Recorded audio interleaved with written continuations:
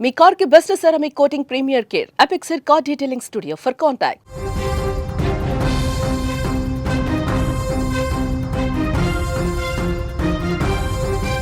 కోనసీమ జిల్లాలో అత్యంత విషాదకరమైనటువంటి ఘటన చోటు చేసుకుంది. రాజమండ్రిలోని ఓ ప్రైవేట్ ఇంజనీరింగ్ కళాశాల బస్సు డ్రైవర్ తాను గుండెపోటుకు గురైనప్పటికీ క్షణాల్లో బస్సును ఆపేసి అందులోని దాదాపు 50 మంది విద్యార్థుల ప్రాణాలు కాపాడి తాను కూడా ప్రాణాలు వదిలాడు.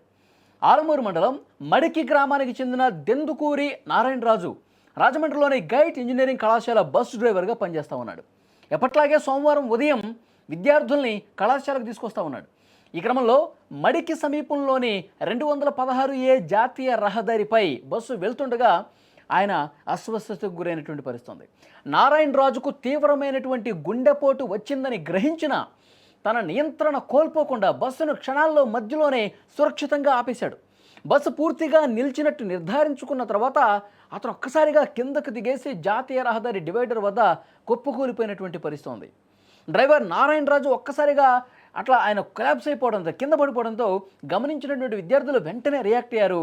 విద్యార్థులు అక్కడ ఉన్నటువంటి సేఫ్టీ హైవే పెట్రోలింగ్ సిబ్బంది ఎవరైతే ఉంటారో వాళ్ళకి ఇన్ఫర్మేషన్ అందించారు. సిబ్బంది అక్కడ తక్షణం ఆ సంఘటన స్థలానికి చేరుకున్నారు. నారాయణరాజును చికిత్స నిమిత్తం ఆసుపత్రికి తరలించే ప్రయత్నం చేశారు. అయితే ఆసుపత్రికి తరలించే లోపే ఆయన ప్రాణాలను వదిలినటువంటి పరిస్థితి.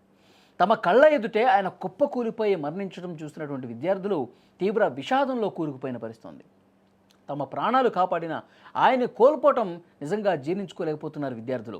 మీరు స్క్రీన్ మీద కూడా చూడొచ్చు విజువల్స్లో. ఆయన కుప్పకూలిపోయాడు ఒక్కసారిగా.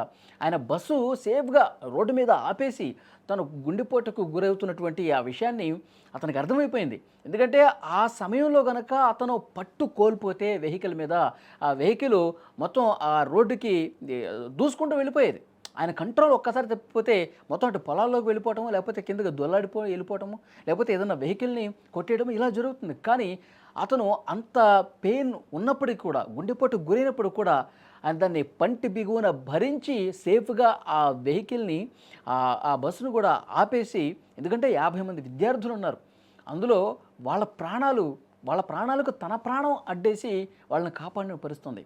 సేఫ్గా పక్కకి బండి ఆపేసి వెంటనే దిగి ఆయన సాయం కోసం చూస్తున్నటువంటి క్రమంలో ఒక్కసారిగా నేల కొరిగిపోయాడు.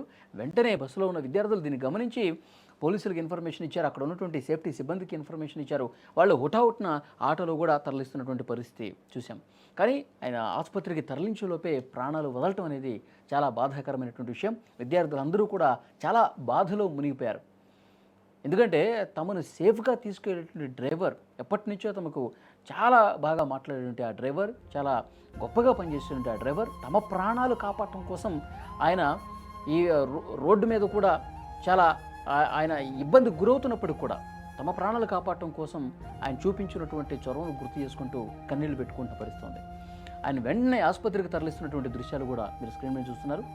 నారాయణరాజు మృతి పట్ల కళాశాల యాజమాన్యం, స్థానిక ఎమ్మెల్యేలు, ప్రజాప్రతినిధులు సంతాపం వ్యక్తం చేశారు.